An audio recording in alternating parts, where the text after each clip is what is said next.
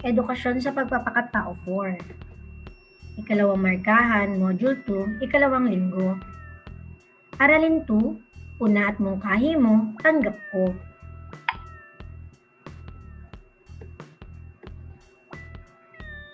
Pangunahing layunin sa pagkatuto, nakapagpapakita ng pagkamahinahon sa damdamin at kilos ng kapwa tulad ng pagtanggap ng puna ng kapwa ng maluwag sa loob.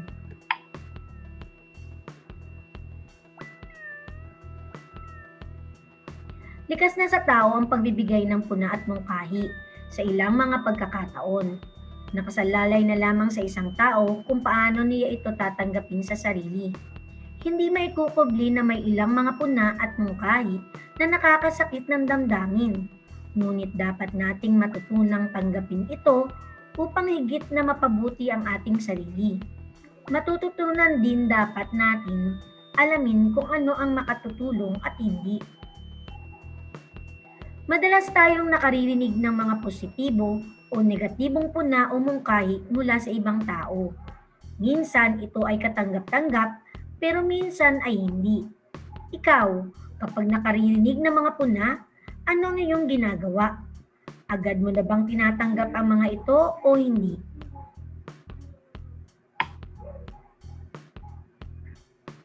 Alamin natin. Mahalagang matutunan natin kung paano ang pagtanggap ng mga puna at mungkahi. Kailangan mabalanse ang mga naririnig nating puna o mungkahi mula sa ibang tao. Ano ang maaaring mag-epekto ng mga puna o mungkahi sa isang tao? Minsan, panghihinaan tayo ng loob, pero dapat nating maunawaan na ang mga puna at mungkahi mula sa ibang tao ay mga bagong impormasyon para masigit nating makilala at mapaunlad ang sarili.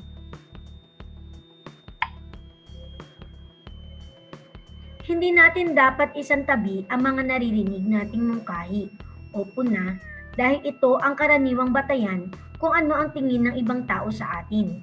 Ito ay maaari nating gamitin upang higit na makilala ang ating sarili. Ano ang ilan sa mga maaari nating maging tugon mula sa mga puna o mungkahing ibinibigay ng iba sa atin? Maraming salamat sa pagpuna mo. Susundin ko ang iyong payo. Mabuti at napansin mo ang bagay na iyan dahil para maitama ko ang aking nagawa. Ayos ang naging puna mo o mungkahi para sa akin nang mabago ko ito. Nakatulong ang puna mo sa akin para mas mapabuti ang aking ginagawa. Masaya ako at nasabi mo ang iyong mungkahi dahil naging maganda ang kinalabasan ng aking nagawa.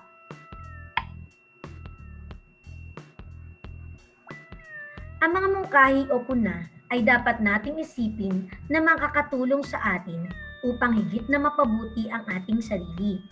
Isipin at isapuso na maaari tayong matuto mula sa ating kapwa. Ang positibo o negatibong puna o mungkahi ay makatutulong upang mas maging mabuting tayong tao.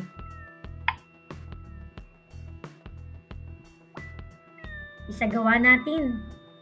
Gawain 1. Basahin ang kwento. Pagkatapos ay sagutin ang mga sumusunod na tanong at isulat sa iyong kwaderno ang sagot. Ang kwento ay pinamagatang Likha-Awit. Sumali ka sa Likha-Awit at napatalong ka sa tuwa nang nalaman mong kasali ka sa final round. Puspusang kang nag-ensayo upang makuha mo ang magandang puna ng mga hurado at ninanais mo ikaw ang mananalo sa paligsahan. Nang dumating ang panahon ng iyong pagtatanghal sa nasabing paligsahan, nagpalakpakan ng lahat. Buong husay mong ipinakita sa lahat, lalo na sa mga hurado ang iyong galing sa pag-awit. Subalit walang hurado ang nakapansin sa iyong galing at ito'y tanda ng iyong pagkabigo. Sabi ng unang hurado na kulang ka sa sigla. Ang puna naman ng isa pang hurado ay may mga nota na hindi mo naabot. Sinabi naman ng isang hurado, kulang ka raw sa pagbibigay ng damdamin sa awit. Sagutin natin ang mga tanong. Ano ang iyong reaksyon nang marinig mo ang mga puna ng mga hurado? Paano mo tinanggap ang mga puna? Bakit kaya negatibo ang natanggap mong mga puna? At sa iyong palagay, ano ang iyong naging pagkukulang. Sagutin ninyo ito sa inyong kwaderno. Pagkatapos, ipapasa nyo sa inyong guro upang ito ay maitama o matsikan. Gawain 2. Mayroong mga salita o pangkat na mga salita sa loob ng kahon. Isulat sa iyong papel ang madalas mong naririnig na paglalarawan ng ibang tao tungkol sa iyo. Gumuhit ng puso at isulat sa loob nito ang mga puna na sa tingin mo ay positibo at sa bilog naman ang mga negatibo.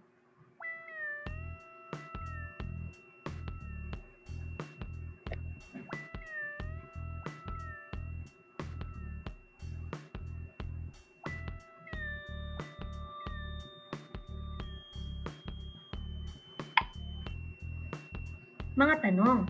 Paano mo nasabing positibong puna ang mga naisulat mo sa puso at negatibo ang mga nasa bilog? Paano nakatulong sa iyo ang mga punang ito mula sa ibang tao?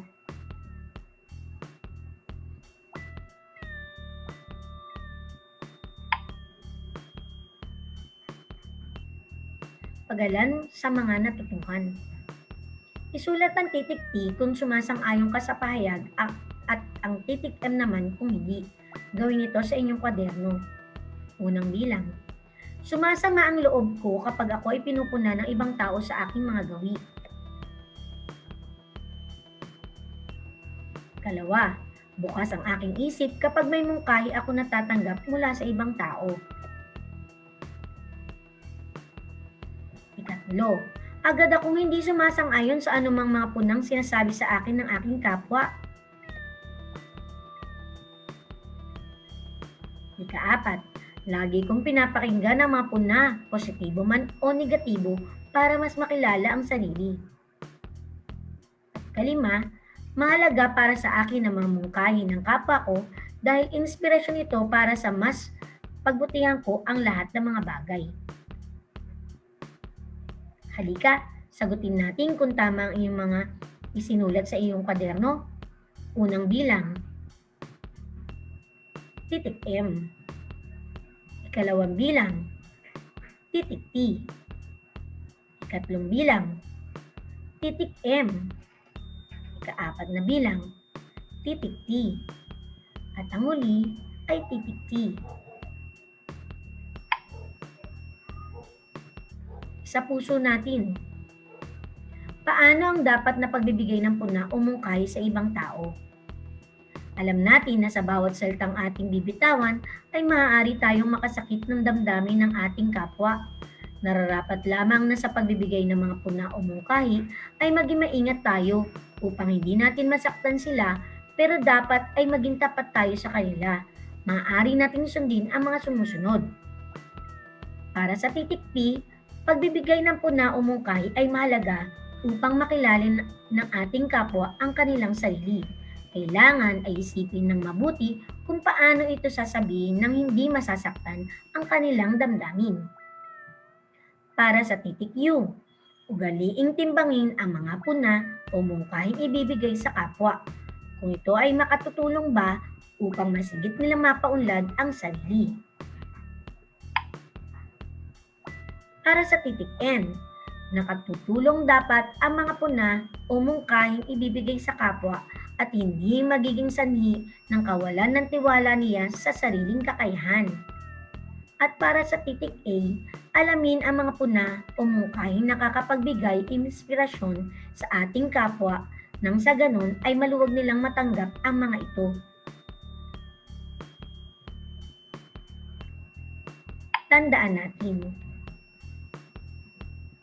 Ang mga puna at mungkahing natatanggap sa kapwa ay maaaring makatutulong o hindi sa pagpapaunlad ng ating sarili. Mahalaga na suriin ang mga ito para matanggap ng maluwag sa kalooban. Sa pagbibigay naman ng mga puna o mungkahi, mahalagang isipin ang damdamin ng ating kapwa upang maiwasan ang hindi pagkakaunawaan. Ang ilan sa mga paraan na maaaring isabuhay para maging matagumpay ay ang mga sumusunod. Una, timbangin ang magiging bunga ng mga sinasabi ng kapwa bago ito sundin o hindi.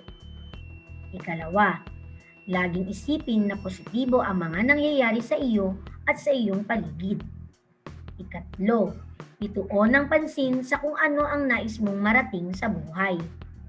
Ika-apat, isipin bilang inspirasyon ang pamilya at ang mga kaibigan sa lahat ng mga ginagawa at patibayin ang pananalig sa Diyos. Ika-lima, maging mabuting modelo sa iyong kapwa sa pagbibigay ng puna.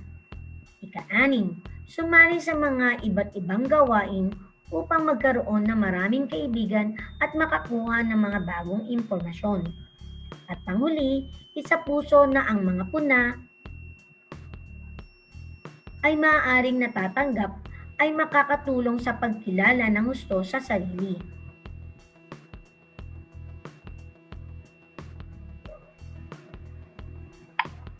Pangwakas na pagsusulit. Isulat ang inyong sagot sa sagutang papel. Mayroong paligsahan sa pagsasayaw na gaganapin sa Barangay Matapat.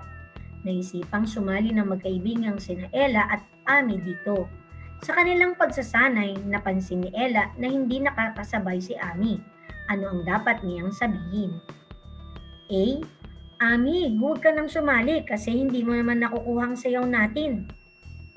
B. Ami, medyo nahihirapan ka yata sa ilang bahagi ng sayaw, pero alam kong kaya mo yan, kaunting pag-iensayo pa. C. Ami, kapansin-pansin na hindi ka nakakasabay sa atin. Nahihiya ako para sa iba nating kasamahan. Sulat ang iyong sagot. Ang tamang sagot ay titik B. Kayo ay tama, magaling. Kalawa. Nagkaroon kayo ng pagsusulit sa klase ni Ginang Neresena. Ikaw lamang ang bukod tanging hindi pumasa kaya naisipang kang kausapin. Nagbigay siya ng ilang mungkahi sa paraan ng iyong pag-aaral. Anong dapat mong gawin? A. Huwag pansinin ang kanyang mga mungkahi dahil matalino ka naman talaga. B. Tatanggapin ang mga mungkahi na bukal sa kalooban dahil para naman ito sa kabutihan mo. At letter C. Hindi napapasok pang muli sa klase ng iyong guro dahil ikaw ay napahiya. Isulat ang iyong sagot. Ang tamang sagot ay titik B. Kung kayo ay nakakuha ng tamang sagot, mahusay. Ikatlo, pasahan ng proyekto sa klase ni Bini-Bining Tilain. Napansin ni Joy na ang proyektong gawa ni Dayan ay mayroong mali. Ano ang dapat maramdaman ni Dayan? A. Masaya dahil naitama ang kanyang proyekto. B. Magalit dahil marahil inggit sa kanya ito kaya pinuna ang kanyang proyekto. C. Malungkot dahil pinakialaman ang kanyang gawa. Ano ang tamang sagot? Titik A. Kung kayo ay nakakuha ng tamang sagot, magaling. Ika-apat. Madalas punahin si Maria ng kanyang ina pagdating sa kanyang mga gamit dahil lagi itong nakakalat. Anong dapat niyang gawin? A. Dapat siyang magtampo dahil laging pinupuna ng kanyang ina. B. Pakikinggan at sundin ang puna ng ina dahil ito ay makakatulong para sa kanya. C. Hindi intindihin dahil sanay na siya. Ano ang iyong tamang sagot? O ano ang iyong sagot? Titik B. Kalima. Si Melvin ay nagalit dahil nasira ang kanyang kanyang nakababatang kapatid ang kanyang laruan. Pinagsabihan niya ng masasakit na salita ito. Pinuna siya ng kanyang ate at sinabihang maging maingat sa pananalita. Anong dapat isipin ni Melvin? A. Ibuhos ang galit sa ate niya imbis na sa kapatid. B. Baliwalain ang puna ng ate niya dahil masama ang kanyang loob. Or C. Timbangin ang puna ng kanyang ate kung ito ba ay tama o mali. Ano ang iyong sagot? Okay, ito ay titik C. Kung kayo ay nakakuha ng 5 tamang sagot, magaling. Kung 4, mahusay pa rin. Kung 3 o pababa, maaari ninyong balikan ang aralin ito. Ngayon ay binabati ko na kayo dahil natapos na naman ang ikalawang module para sa ikalawang markahan. Kaya handa na kayong muli sa susunod na aralin.